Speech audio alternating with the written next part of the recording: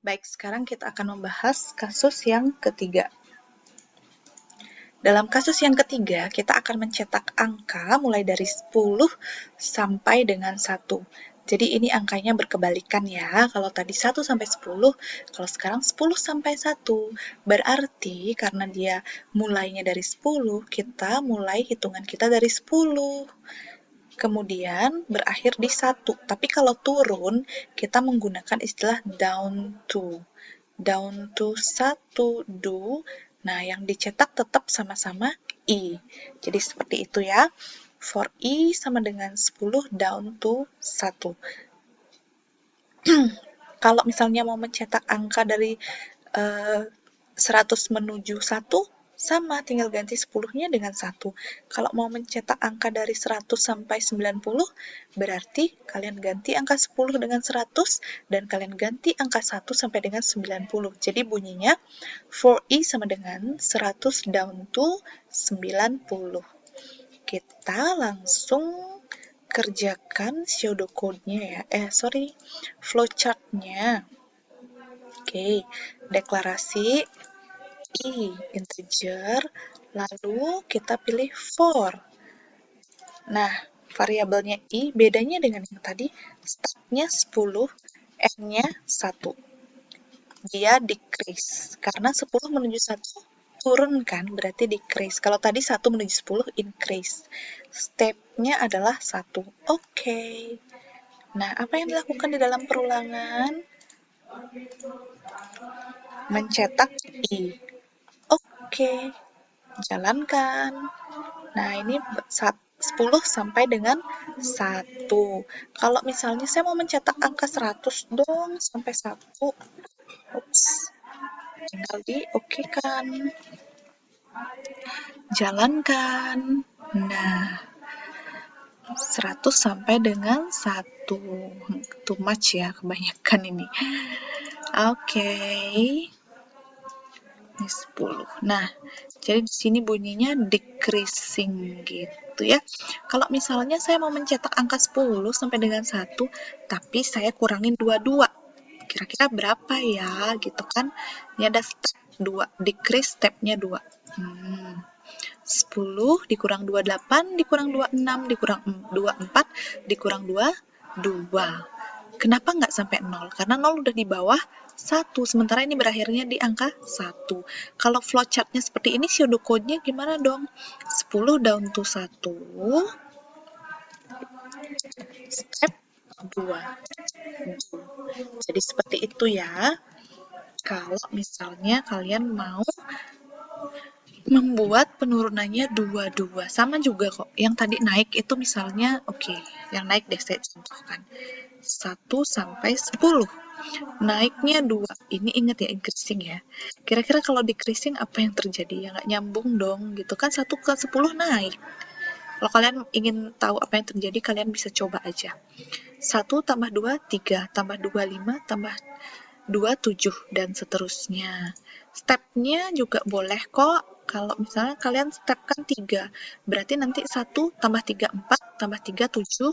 Tambah 3, 10. Nah, ini hasilnya ya.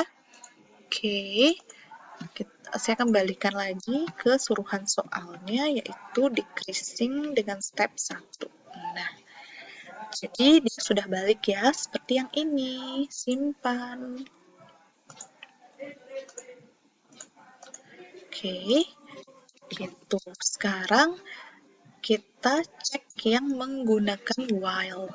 Sama aja, yang awalnya for I sama dengan 10, itu pindah ke atas, kemudian diceknya adalah satunya itu ada di while.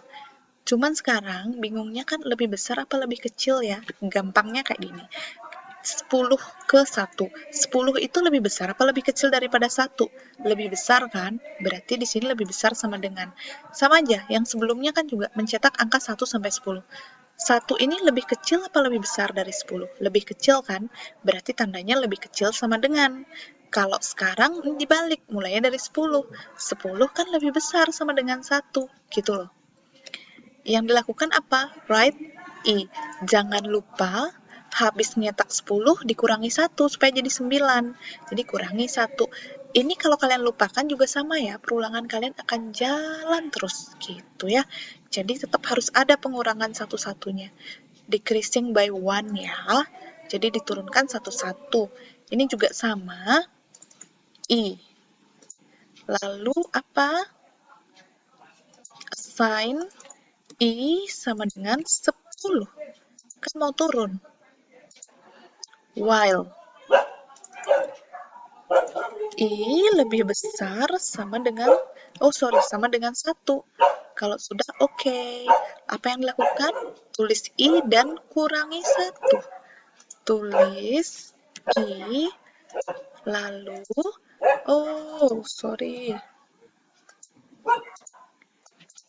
I sama dengan I dikurang 1. Jadi kayak gitu ya. Kurangi 1. Kalau sudah dijalankan. Nah, jadi seperti ini. Sama aja ya. Sama aja. Oke, ini saya simpan dengan while.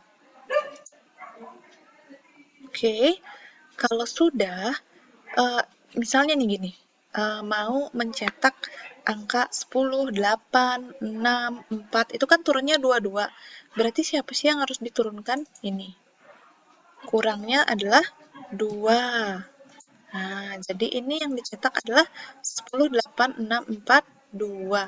Gitu loh. Kalau misalnya saya mau mencetak angka dari 100 sampai 90, tapi yang dicetak itu cuman yang genap-genapnya aja. Nah, berarti ini sampai dengan 90. Karena dia genap, kan 100 dikurang 2, dikurang 98 dikurang 2, berarti ini benar pengurangnya 2. Gitu. Nah, ya. Jadi seperti itu. Jadi kalau kalian merasa bingung, dengarkan kembali, dengarkan pelan-pelan. Bila perlu di tengah-tengah di pause dan dipahami dulu pelan-pelan gitu. Ini memang sih kalian harus sabar dan berkali-kali latihannya. Gitu. Itu memang prosesnya begitu. Gitu ya. Ini saya kembalikan soal dikurangnya 1. Nah, gitu ya.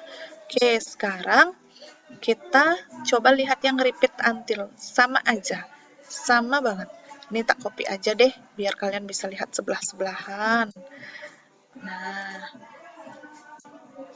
I lebih besar sama dengan 10 sama. Terus, repeat until. Oke, until-nya apa? Ingat ya, dibalik awalnya lebih besar sama dengan 1, berarti ini until I lawannya lebih besar sama dengan adalah kurang dari 1. Jadi kayak gitu dia. Gitu ya. Tinggal ganti di sini aja kalau berubah while jadi repeat until. Sekarang mari kita kerjakan logaritmnya. Ini sama I.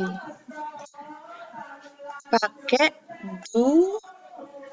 Ini yang dilakukan, sebelum itu ingat ya, selalu aja hampir lupa. Itulah yang memang kadang sering sekali terjadi. Kita lupa memberikan nilai awal, harus ada mulai dari, lalu apa yang dilakukan? Cetak I. Lalu apa yang dilakukan? Kurangi I sama dengan I kurang 1. Setelah itu apa? Di sini dicek dong, apakah I lebih besar sama dengan 1. Ingat ya, yang di logarithm, pengecekannya sama dengan yang di while gitu. Kalau sudah, dijalankan. Nah, jadi kayak gini ya. Nah, sekarang coba deh saya ilustrasikan sedikit ya di Excel ya, supaya kalian bisa melihat seperti apa sih dia cara kerjanya untuk perulangan yang turun. No. Kasus 3 ini, ya ampun. Nah, oke. Kita pakai yang, boleh deh yang ini. Atau yang ini. Oke. Oh, besar banget. Nah, yaps. Berarti dia akan memulai dari jangan 10, terlalu banyak, nanti lelah kita. 5 aja, 5 sampai dengan 1. Berarti yang dicetak nanti 5, 4, 3, 2, 1. I sama dengan 5, mulainya dari situ. Kemudian di sini dia akan mulai bertanya, apakah I lebih besar sama dengan 1? Apakah 5 lebih besar sama dengan 1? Jawabannya tentu saja adalah true. Karena true, maka yang ditulis sebagai output adalah angka 5, karena I-nya 5. Lalu I sama dengan dikurangi 1. I kurang 1 sama dengan 5 kurang 1 adalah 4. Oke, sekarang dia siap-siap untuk langkah yang keempat. I lebih besar sama dengan 1. Apakah 4 lebih besar sama dengan 1? Jawabannya adalah yes, true. Outputnya adalah 4. I sama dengan I dikurang 1. Sama dengan 4 dikurang 1. Sama dengan 3. Nah, siap-siap nih langkah yang ketiga. I lebih besar sama dengan 1. Apakah 3 lebih besar sama dengan 1? Jawabannya true. Dicetaklah 3. I sama dengan I kurang 1. Berarti 3 dikurang 1 sama dengan 2. Siap-siaplah dia ke langkah yang kedua. Apakah I lebih besar sama dengan 1? 2 lebih besar sama dengan 1? Tentu saja jawabannya true. Ini 2. I sama dengan I kurang 1. Berarti sama dengan 2 kurang 1. Berapa? 1. Nah, siap-siap dia langkah yang ke-1. I lebih besar sama dengan 1. Apakah 1 lebih besar sama dengan 1? Jawabannya iya, true. Dicetak 1.